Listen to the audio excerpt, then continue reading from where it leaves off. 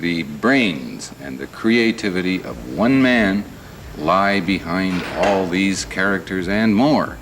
The Fantastic Four, the Hulk, Spider-Man, Thor, Doctor Strange, the X-Men, the Avengers, Daredevil, Nick Fury, the Silver Surfer. If you don't know them, then your kids do. And if your kids don't know them, then I wonder if they're really learning about the world as they ought to learn about it. I'm gonna be honest, Deadpool saved the Marvel Universe and so much more. Like, it reminded me of when I was a little kid and I genuinely got excited to go to like the movies in the first place. The movie going experience has been looking a little bad recently, and the movies coming out, this isn't a review on them. Do you remember what it felt like when you were a kid and watching your favorite characters? The feeling you got seeing them on that big screen with all the surround sound going on, with all these constant mergers. I guess the nature of streaming platform, finding older IP is just almost impossible. People are losing interest in their favorite characters and nobody really wants to go to the movies anymore.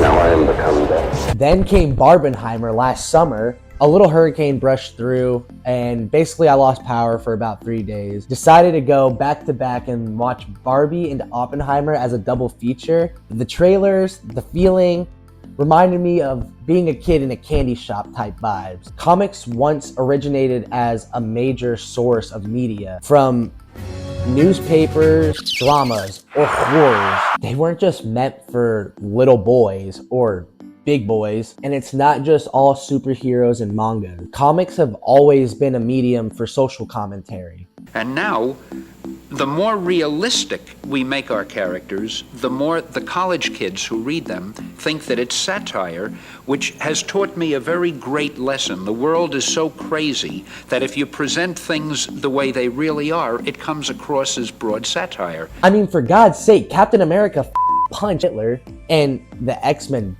definitely weren't trying to reference any particular civil rights movement, right?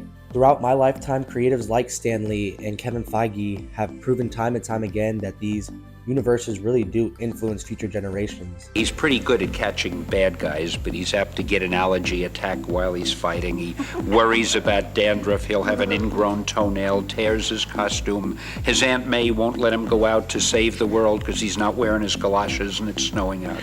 And the funny thing is, I started doing that as a gag and really to keep myself awake, you know. But post-COVID, Marvel received, in my opinion, well-due criticisms for their declining quality and lack of representation of what the people really wanted to see. Deadpool versus Wolverine, though, felt like a comic book come to life. The comedy, the fourth wall breaking, and the genuinely heartfelt plot, it reminded me of why I fell in love with the characters in the first place. Seriously, there's something magic about the theater experience. And I get it, I'll admit it, I sound like a nerd talking about movies and comics like this, but I have a genuine passion for sociology and politics. I really believe that forms of literature, whether they're comics, movies, or a YouTube video, it has an impact on our lives. These stories inspire our real life heroes and are inspired by them. Directors need to keep making movies that they're passionate about and not be worried about cancellation from the woke or conservative mob. The only thing that's gonna keep the industry alive is good movies. It's like the modern day Roman Colosseum,